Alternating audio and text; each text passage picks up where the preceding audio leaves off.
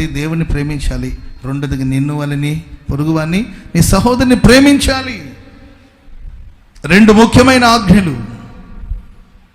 ఒకటి దేవుని ప్రేమించాలి, రెండవదిగా నిన్ను వాళ్ళని పొరుగువాన్ని ప్రేమించాలి. ఇదే దేవుడు మనకిచ్చిన శ్రేష్టమైన ముఖ్యమైన ఆజ్ఞలు. ఆ సహోదర ప్రేమతో ఆయన బయలుదేరి వెళ్ళాడు. కాబట్టి ఈ రాత్రి ఆయన సన్నిధికి వచ్చిన నీవు కరువులో కూడా దేవుడు నిన్ను సజీవులుగా కాపాడడానికి కోసం ఆయన దృష్టి నీ మీద ఉంచాలంటే నీ కుటుంబాన్ని గురించి నీకు బాధ్యత ఉందా? నువ్వు రక్షించబడ్డావు, నేను నా కుటుంబం రక్షించబడాలి అనే భారం ఉందా?